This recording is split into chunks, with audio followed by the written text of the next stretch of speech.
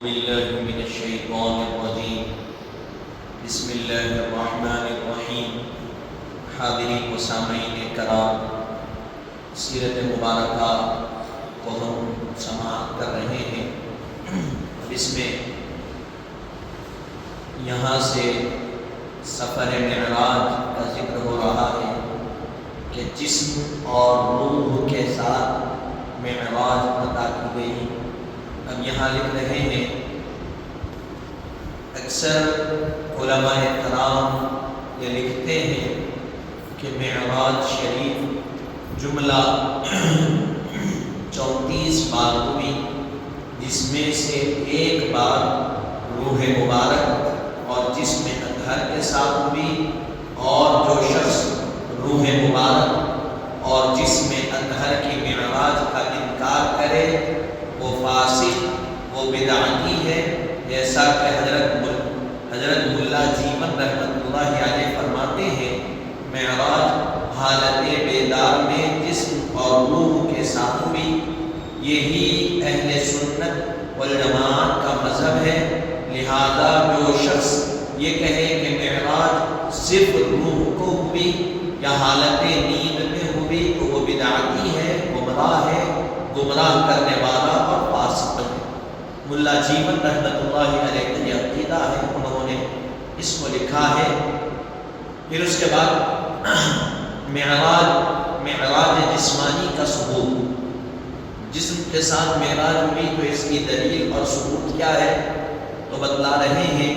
معراج جسمانی قرآن کریم سے ثابت ہے، لہذا ارشاد باری تعالیٰ ہے، سبحان الذی اسری بعبدہ لیلا من المسجد الحرام الى المسجد الاقصى الذی بارکنا حولہ لنریہ من آیاتنا انہ هو السمیع البصیر۔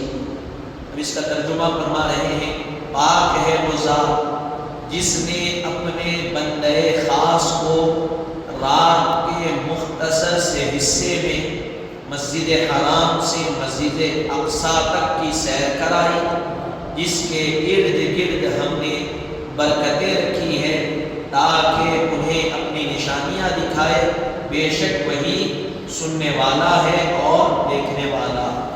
اب یہاں بتلا رہے ہیں، اب آپ اور ہم سماعت کریں غور سے۔ جسمانی معراج کی دلیل یہ آیت معراج ہے، اس میں وارد بعبدہ کا کلمہ اس کی وضاحت کرتا ہے۔ جس میں معراج جسمانی کی دلیل یہ آیت مبارکہ ہے، اور اس میں جو کلمہ ہے سبحان الذی اسری بعبدہ کا کلمہ اس کی وضاحت کرتا ہے۔ اب عبدن کس کو کہتے ہیں؟ عبدن کا معنی ہے بندہ۔ عبدن کا معنی کیا ہے؟ بندے کے۔ اس سے مطلق مفسرین نے فرمایا ہے کہ روح اور جسم کے مجموعے کا نام عبد ہے۔ روح اور جسم دونوں کے مجموعے کا نام، دونوں کے یکجا جمع ہونے کا نام بندہ۔ اگر جسم ہے روح نہیں ہے تو اس کو بندہ نہیں کہیں گے، اور روح ہے جسم نہیں ہے تو اس کو بھی بندہ نہیں کہا جائے گا۔ بندے کا اطلاق کب ہوگا؟ جب روح اور جسم دونوں یکجا جمع ہو جائے تو اس کو عبد کہتے ہیں۔ اس کو کیا کہتے ہیں؟ بندہ، عبد کہتے ہیں۔ عبد کا معنی کیا ہے؟ بندہ۔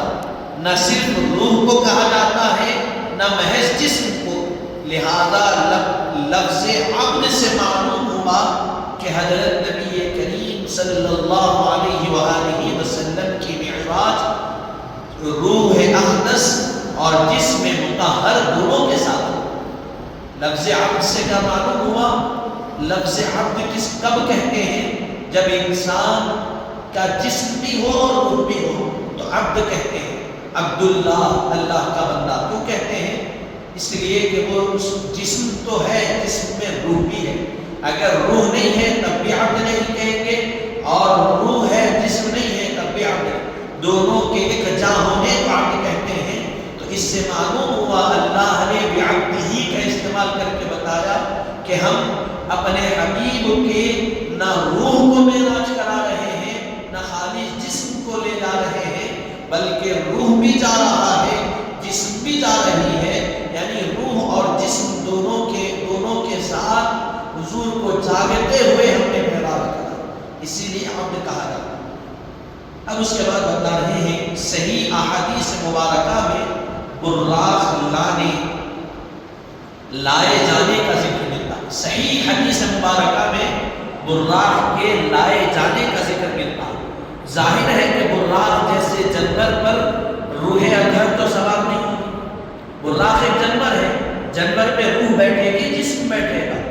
آپ سوچئے جسم بیٹھے گا نا جانور پہ، روح کو پرواز کے لیے ضرورت نہیں ہے کسی چیز کی، روح محتاج نہیں ہے۔ عام مثال دے رہا ہوں، انسان کی روح جو ہے ایک ہوتا ہے جسم میں، صوفیہ جو فرماتے ہیں ایک ہوتا ہے روح اور ایک ہوتا ہے جسم۔ روح کیا ہوتی ہے؟ لطیف ہوتی ہے، اور جسم کیا ہوتا ہے؟ کثیف ہوتا ہے۔ لطیف چیز کو صبر کرنے کے لیے، کہیں جانے کے لیے کسی چیز کی حاجت نہیں پڑتی، وہ محتاج نہیں ہوتی لطیف چیز، اور کثیف جو چیز ہوتی ہے وہ محتاج ہوتی ہے۔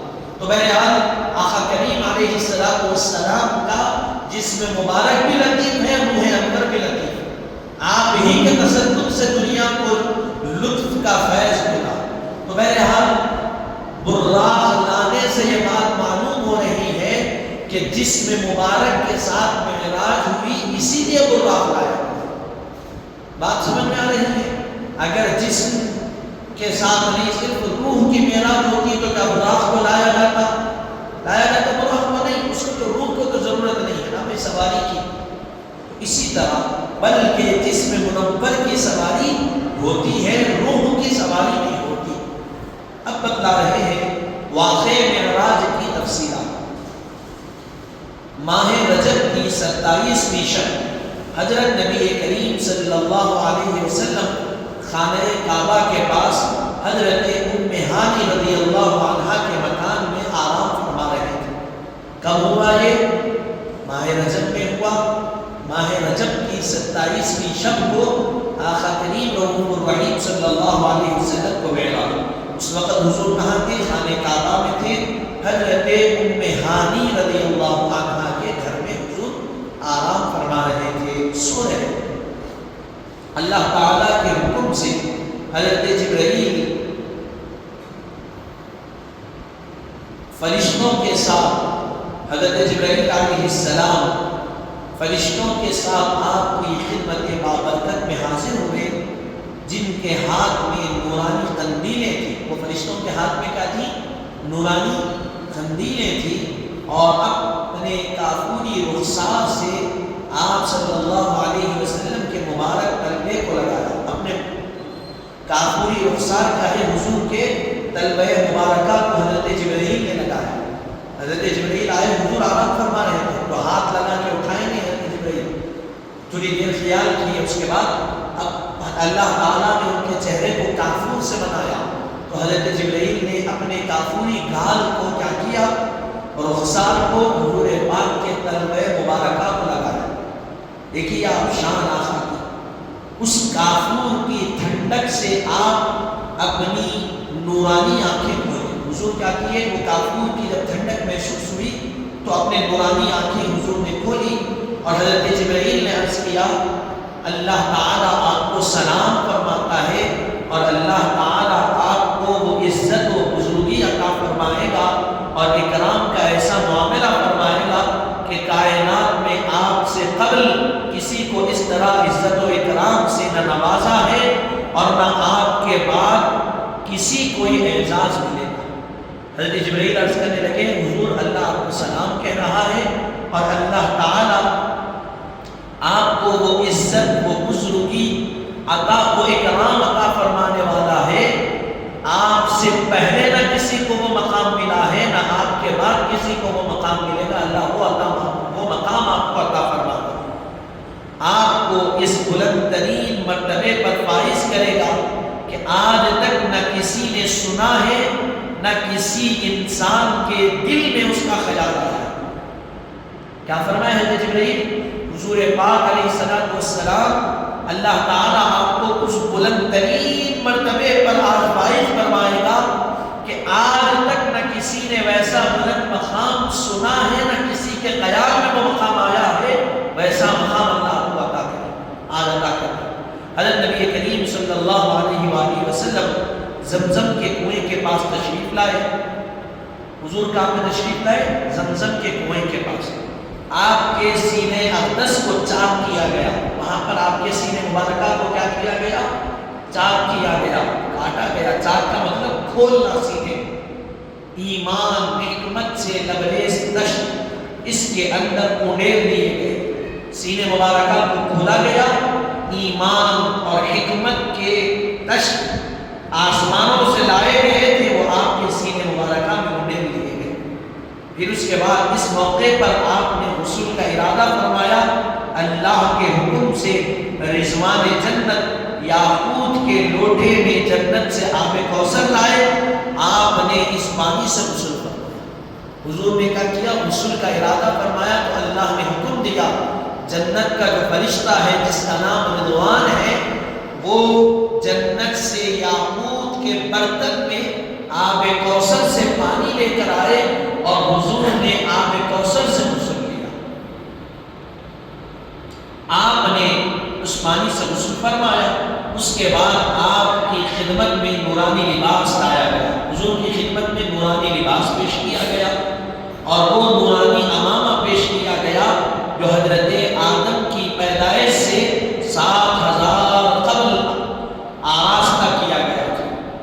لباس بھی پیش کیا گیا اور وہ نورانی امامہ پیش کیا گیا جو حضرت آدم کی پیدائش سے 7000 سال پہلے تیار کیا گیا تھا. وہ امامہ پیش کیا گیا، آپ کو پہنایا گیا. 40,000 فرشتے اس کی تعظیم میں کھڑے ہو کر اللہ کی تسبیح و تحلیل کیا کرتے تھے اور درود شریف کے نذرانے پیش کیا کرتے تھے. 40,000 فرشتے 40,000 فرشتے اس امامے کی تعظیم میں کھڑے ہو کر اللہ کی تسبیح کرتے تھے، تحلیل کرتے تھے اور درود پڑھا کرتے تھے. اس امامے کے نذر پیش کیا کرتے تھے. آپ کو وہ جنتی لباس پہنایا گیا اور نورانی امامہ سر مبارک پر باندھا گیا جس پر گل کے بوٹوں کے نقش بنے ہوئے تھے، یعنی جھاڑ اور بوٹوں کی طرح اس امامے پر نقش بنے ہوئے تھے اور اس پر لکھا ہوا تھا محمد رسول اللہ، محمد نبی اللہ، محمد خلیل اللہ، محمد حبیب اللہ صلی اللہ علیہ وسلم. وہ امامہ کیسا تھا؟ تو کہہ رہے ہیں کہ وہ امامہ حضور کے سر انور پر جو پہنایا گیا اس پر گل یعنی گلاب کے بوٹوں کے نقش بنے ہوئے تھے اور ان بوٹوں میں ان گل کے نشان میں محمد رسول اللہ، محمد نبی اللہ، محمد خلیل اللہ، محمد حبیب اللہ لکھا ہوا. تو آپ سوچئے. پھر اس کے بعد بتلا رہے ہیں سواری کے لیے جنت سے براق لایا گیا جس کی تیز رفتاری کا عالم یہ تھا کہ جہاں تک نظر پڑتی وہاں وہ قدم رکھتا تھا. کھلے میدان میں انسان کو ٹھہرا دیا جائے تو جتنی دور اس کی نظر پڑتی ہے وہاں اس کا ایک قدم کرتا ہے. اس کی تیز رفتاری کا عالم اور براق سے برق سے براق بنا. یہ جو بجلی ہے اس کی تیز رفتاری کا عالم کیا ہوتا؟ کتنی تیزی کے ساتھ بجلی آتی ہے وہی براق، وہ تیز رفتاری کو براق کہتے ہیں. پھر بتلایا گیا حضرت نبی کریم صلی اللہ علیہ وسلم اس پر سوار ہوئے. اس براق پر حضور کیا ہوئے؟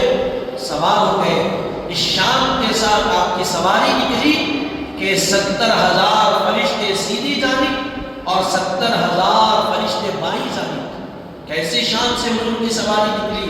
تو کہہ رہے ہیں کہ آقا کریم علیہ السلام کی سواری جب نکلی تو سیدھی جانب 70,000 فرشتوں کا مجموعہ اور بائیں جانب 70,000 فرشتوں کا مجموعہ. ہاتھ میں عرش کی نورانی خندیلیں لیے ہوئے. کیسے ہیں فرشتے؟ عرش مبارک کی نورانی خندیلوں کو ہاتھ میں پکڑے ہوئے ہیں اور یہ سارے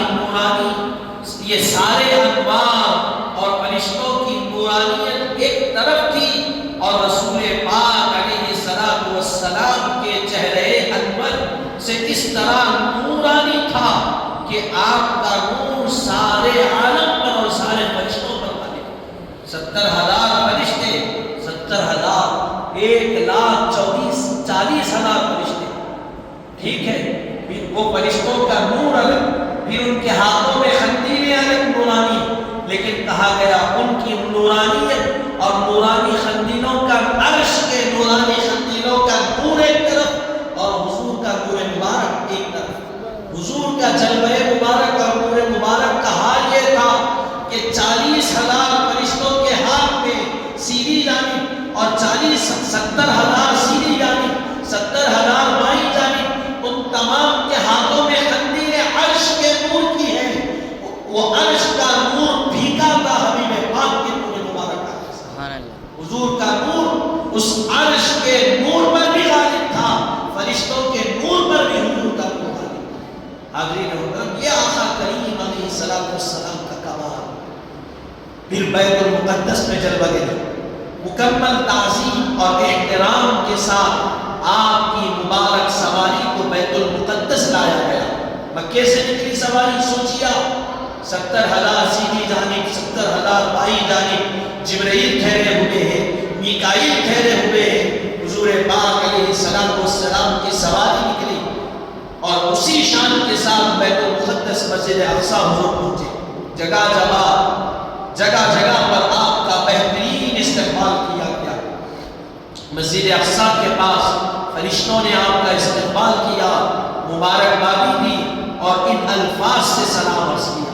فرشتوں نے استقبال بھی کیا، مبارکبادی بھی دی اور ان الفاظ سے سلام عرض کیا۔ کن الفاظ سے؟ السلام علیک یا اول والسلام علیک یا آخر والسلام علیک یا حاشر۔ ان الفاظوں سے فرشتوں نے سلام عرض کیا۔ اے وہ برکت، اے وہ بابرکت ذات جو سب سے اول ہے، یعنی باعتبار تخلیق اور باعتبار شفاعت حضور سب سے اول، حضور کی پیدائش بھی سب سے افضل ہوئی اور قیامت کے دن سب سے پہلے شفاعت کرنے والے بھی حضور۔ اسی لیے حضور کیا ہے؟ اول بھی حضور ہے، آخر بھی حضور ہے، ظاہر بھی حضور ہے، باطن بھی حضور۔ پھر اس کے بعد کہتے ہیں آپ پر سلام، اور اے بابرکت والی، اے وہ برکت والی، اے وہ بابرکت ذات جو انبیاء کرام میں سب سے آخر میں تشریف لائی، آپ پر سلام۔ اے وہ بابرکت ذات جو لوگوں کو جمع کرنے والی ہے، یعنی وہ باعظمت ذات، حشر کے دن لوگ آپ کے قدموں میں جمع کیے جائیں گے، آپ پر سلام۔ فرشتے اس انداز میں سلام کر رہے ہیں۔ حضور نے ارشاد فرمایا، میں نے جبرائیل امین سے دریافت کیا ہے، جبرائیل یہ کس انداز میں سلام پیش کر رہے ہیں؟ حضرت جبرائیل سے حضور نے پوچھا کہ جبرائیل یہ کس انداز میں سلام پیش کر رہے ہیں؟ حضرت جبرائیل نے عرض کیا، آپ ہی تو وہ معزز و مکرم ہستی ہے کہ قیامت کے دن سب سے پہلے روضہ اطہر سے جلوہ افروز ہوں گے، تمام امتوں میں سب سے پہلے آپ ہی کی امت قبروں سے اٹھے گی اور آپ ہی کی وہ باعظمت ہستی ہے جو سب سے پہلے شفاعت کرے گی اور سب سے پہلے آپ ہی کی شفاعت کو قبول کیا جائے۔ حضرت جبرائیل کیا عرض کرنے لگے، حضور آپ ہی کی وہ ذات مبارکہ جو سب سے پہلے اپنے روزہ مبارکہ سے قیامت کے دن نکلے گی، وہ آپ ہیں، اور ساری امتوں میں سب سے پہلے آپ کی امت اپنی قبروں سے اٹھے گی اور قیامت کے دن سب سے پہلے شفاعت کا حق آپ کو دیا جائے گا اور سب سے پہلے آپ ہی کی شفاعت کو اللہ قیامت کے دن قبول کرے گا۔ تو آپ ہی اول ہوئے، آپ ہی آخر ہوئے، آپ ہی سب کچھ ہوئے۔ آپ انبیاء کرام میں سب سے آخر میں خاتم النبیین کی شان کے ساتھ تشریف لائے اور یقیناً حشر میں آپ ہی کا بول بالا ہوگا اور آپ کی امت کو نوازا جائے گا، ان کو مقام اعلیٰ سے اعلیٰ مقام عطا کیا جائے گا۔ حضرت جبرائیل یہ عرض کرنے کیے، پھر اس کے بعد حضرت نبی کریم صلی اللہ علیہ وآلہ وسلم بیت المقدس کے دروازے پر براق سے اترے اور آپ کے براق کو اس حلقے سے باندھا گیا جس سے حضرت انبیاء کرام کی سواریاں باندھی جاتی تھی۔ انبیاء کرام جو پہلے آتے جس جگہ پر ان کی سواریاں باندھی جاتی، حضور کی سواری بھی باندھی گئی۔ آپ مسجد اقصی میں داخل ہوئے، تمام انبیاء علیہ السلام وہاں حضرت نبی کریم صلی اللہ علیہ وآلہ وسلم کے منتظر تھے، چنانچہ سب انبیاء نے آپ کا استقبال کیا۔ وہاں پہلے سے انبیاء کیا تھے؟ موجود تھے، ان سارے انبیاء نے حضور کا استقبال کیا۔ پھر یہاں آخری بتلا رہے ہیں، پھر حضرت نبی کریم صلی اللہ علیہ وسلم کی امامت، حضرت انبیاء کرام علیہ السلام سے، حضرات انبیاء کرام علیہ السلام سے ملاقات کے بعد حضرت جبرائیل نے عزا کے لیے، حضور سارے انبیاء سے ملاقات کر لیے، حضرت جبرائیل عزا کہے، صفیں باندھ لی گئی، ابھی امامت کا مصلی خالی تھا۔ حضرت جبرائیل امین علیہ السلام نے حضرت نبی کریم صلی اللہ علیہ وآلہ وسلم سے عرض کیے، یا رسول اللہ صلی اللہ علیہ وسلم آگے تشریف لے جائیے اور سارے انبیاء اور رسولوں کی امامت کیجیے۔ چنانچہ آپ نے 2 رکعت نماز پڑھائی، تمام انبیاء کرام اور فرشتوں نے آپ کی اقتداء میں نماز ادا کی۔ صحیح مسلم میں حدیث مبارک میں ہے، حضرت نبی کریم صلی اللہ علیہ وسلم نے ارشاد فرمایا، فحانت الصلاة فأمنتهم، یعنی جب نماز کا وقت آیا تو میں نے انبیاء کی امامت کی، حضور نے ارشاد فرمایا۔ صحیح مسلم میں حدیث مبارک۔ تو یہ یہاں سے معلوم ہوا کہ حضور پاک نے سارے انبیاء کرام کی اس وقت امامت فرمائی۔